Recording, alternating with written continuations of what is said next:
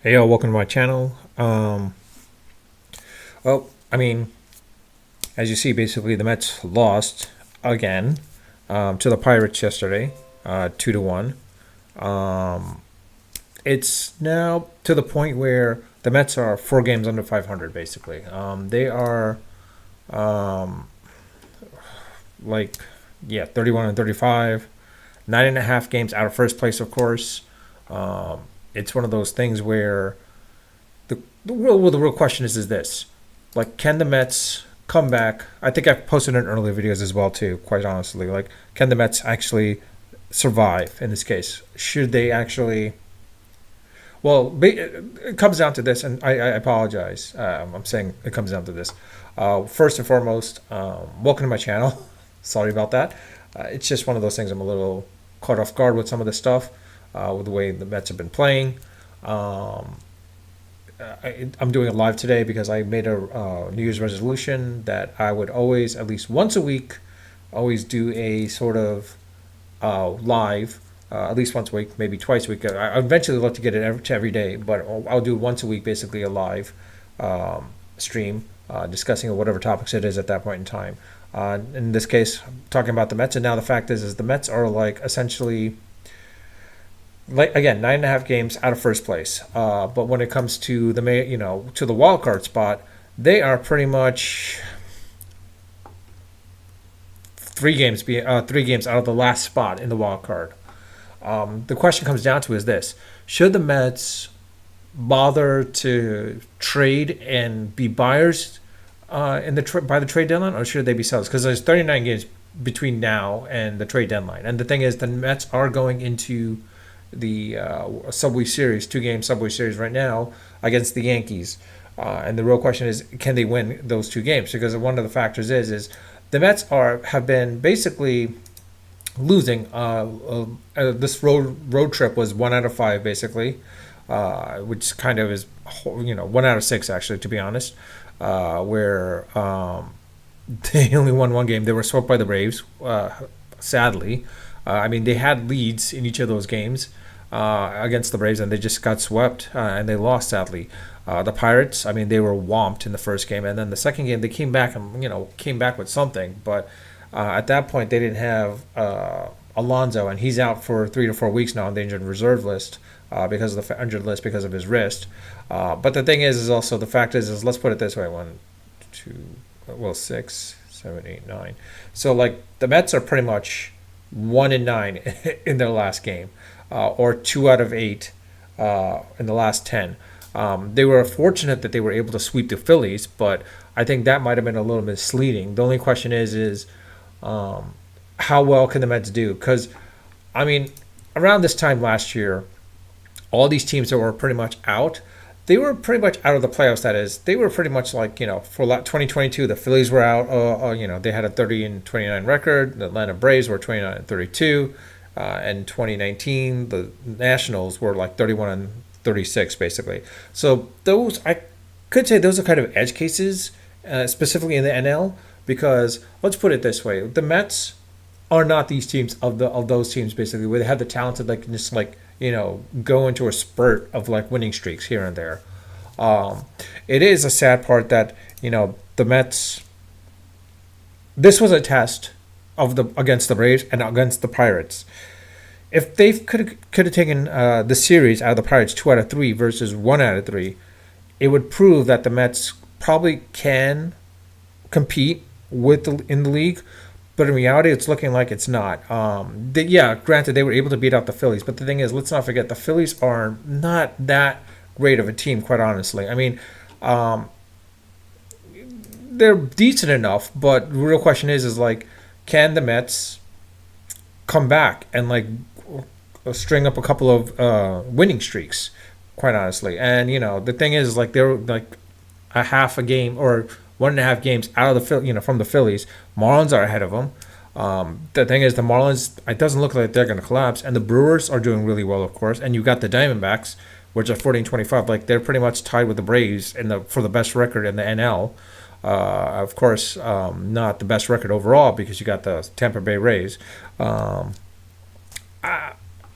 Is this a case where should the Mets trade to get some, like forget the season, be sellers instead of buyers. The only problem is the Mets don't have any players to trade off that are going to be free agents. I mean, you have Carrasco, Cana, Escobar, Eduardo Escobar, Robertson, Pham, and Raley. You're not going to get much for them, basically. Carrasco, I don't think anyone's going to care about Carrasco. Maybe Cleveland might want to bring him back, honestly. And then you've got, of course, a couple of players that, aren't doing really well, which is basically, you've got a lot of them are in the slumps, specifically Vogelback, who's your DH, who's supposed to be decent enough, but he's not doing it as much. And then, of course, there's a case of they're not going to they wouldn't be considered rentals, but they're more of a case where, like, you know what, they're locked in for a couple of years. You trade them basically because maybe it's not worth it for you guys, for the Mets. And you got Scherzer, Verlander, Marte, and Ottavino basically. They might come back with some talent, but the Nets will have to, of course, eat some of the money for that, because like these guys have like pretty large. These pretty much have large amounts of salary cap within the Mets organization, and no team is willing to take on their salary for this. But if the Mets want some talent back, I mean, you're gonna have to trade them basically. I mean, I think this is a case where like maybe trade them up and build around Alonso and Lindor and such, and the young players that are out there. I mean, honestly, if the Mets can get back a decent amount of good pitchings and draft some pitchers in the process and get some good pitchers that build up their farm system with pitchers more than anything else, I think that would help out in the long run. I think if you saw my videos from last week, I was talking about the fact is like, you'll see that with the with the Braves of the 90s and of course the Oakland A's, the reason why they were so competitive and so well into the playoffs was because of pitching. They had three solid pitchers, three aces practically in each of in their rotation. Similar with the Mets in like 2014, 15, and 16. I mean, you had Harvey, you had DeGrom, you had Wheeler, you had Syndergaard. Those four right there pretty much led the Mets into the World Series as well as Matz. But I was thinking Matz is more of a, honestly for me at that time, I thought Matz was more of a reliever than a starter. But you had Harvey when he was good before the surgery and such, and like it's one of those things where it just didn't, and they brought him into the World Series. So I think this is a case where you need those pitchers. You need to rebuild that pitchers, but you need to rebuild the pitchers where they're young enough, like Scherzer, Verlander. If you're doing from like the mid to late 30s into their 40s, I don't think it's going to be a long-term run, but it maybe keep one of those veterans in place to help out the young group. But it seems like not everyone's doing well enough. I mean, Verlander would be great to like kind of the back end of the rotation. Senga's doing decent enough, but he's not your ace basically. He's kind of your back of the end rotation type of person as well too. I don't know how the Mets can build out their pitching staff outside of the fact is trade for pitchers or sign pitchers. That's all we can do out basically. Outside that, I mean, there's not much else. Now there are rumors going around. Will like Epler and Buck Showalter be around? Honestly, I don't know about Epler. I mean Showalter. I think he's going to be around because he's too good of a manager to like. I mean, yeah, granted, he's made some gaffes here and there when it comes to some of the stuff that it was. What I mean, gas is basically more of a case where like some of the situations that he's had with as far as basically some managerial positioning as well as player adjustments and such. But I think it's more of a case where like I'm not too overly concerned about that. I think it's more of a case where like he's just being dealt with the cards that he's just dealing with the cards that he's been dealt with basically. The question is with Epler.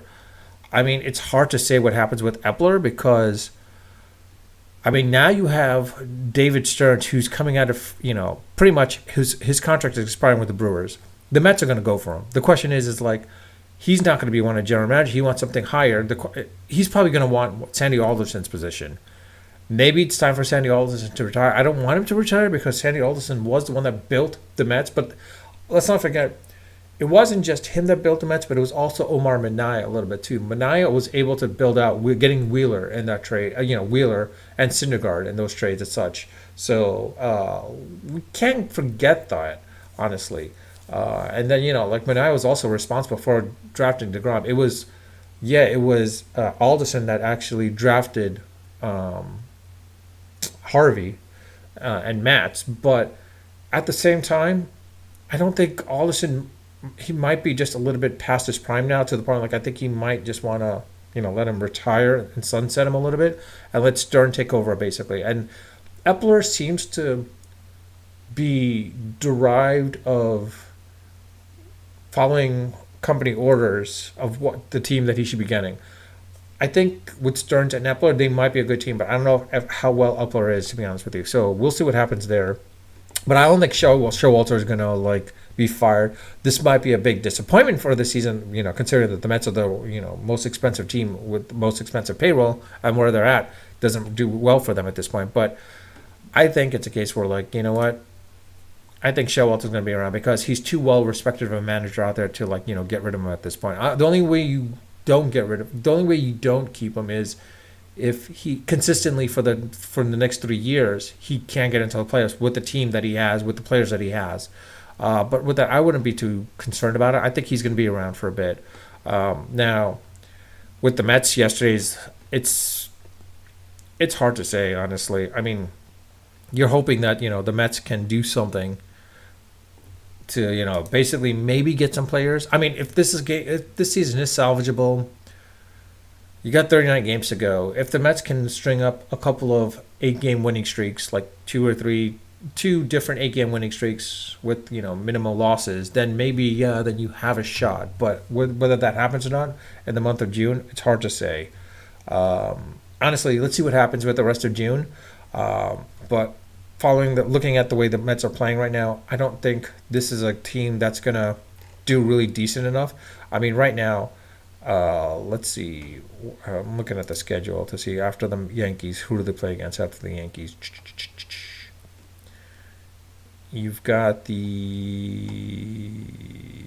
Yankees tomorrow and Wednesday. Then you got St. Louis Cardinals for the weekend, Friday and the weekend. If the Mets can win unfortunately you got Miguel basically pitching that night against the Cardinals opening. I don't know if that's going to do well for them. Scherzer and Verlander pitch against Houston. It'll be interesting to see how Verlander does in Houston. What's the reaction going to be when he pitches over there? And then, of course, you've got the Philadelphia Phillies, so for the month of June, and then the Brewers, and then the Giants at that point. So, if they can win, if they can sweep the Cardinals, take 2 out of 3 from the Stros, sweep the Phillies again, and maybe take 3 out of 4 from the Brewers, they might come back and be in it a little bit at that point. But I think the true test comes in on the 4th of July weekend, and as well as the San Diego Padres, when after those two, as well as the 49ers. I mean, honestly, they're going against teams that are pretty much up there or in the hunt for the wild card spot or top, for their league or for their division.